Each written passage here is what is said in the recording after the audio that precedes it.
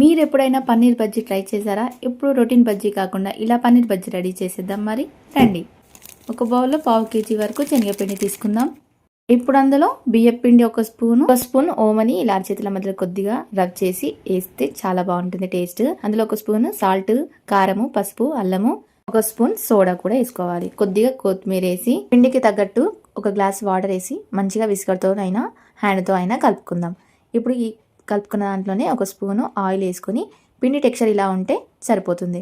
ఇది home made paneer అండి. ఈ పన్నీర్ని ఇలా స్ట్రైట్గా కట్ చేసుకొని మరీ లావుగా కాకుండా మరీ సన్నగా కాకుండా ఇలా మీడియం సైజులో నేను చూపిస్తున్నట్టుగా కట్ చేసుకోండి. పన్నీర్ని కట్ చేసుకున్న తర్వాత ఒక సైడ్ ధనియా పౌడర్, ఇంకొక సైడ్ చాట్ మసాలా వేసి నేను చూపిస్తున్నట్టుగా ఫింగర్తో ఇలా రబ్ చేసి ఒకదానిపై ఇంకొకటి పెట్టుకొని ఇలా అన్నిటిని రెడీ చేసుకొని పెట్టుకోవాలి. పన్నీర్ రెడీ అయ్యేలోపు శనగపిండి నానబెట్టుకుంటే సరిపోతుంది. ఇలా శనగపిండిలో పన్నీర్ని కంప్లీట్గా శనగపిండిలో ముంచిన తర్వాత పన్నీర్ని బ్రెడ్ క్రమ్స్లో ఇలా మొత్తం కవర్ అయ్యేటట్టు బ్రెడ్ క్రమ్స్ వేసుకొని వేడి వేడి ఆయిల్లో బజ్జీలాగా సేమ్ మంచిగా ఫ్రై అయ్యేంత వరకు గోలించుకోవాలి ఆయిల్లో. చూడండి, ఈ కలర్ వచ్చేంత వరకు తీసుకొని ఇలా ఒక ప్లేట్లో సాస్ వేసుకొని తింటే చాలా బాగుంటుంది. చూసారుగా ఎంత క్రిస్పీగా ఉన్నాయో. సో ఇంకేంటి లేట్, మీరు కూడా తప్పకుండా ట్రై చేయండి అండ్ లైక్ చేయండి, షేర్ చేయండి, సబ్స్క్రైబ్ చేసుకోండి మన ఛానల్ని.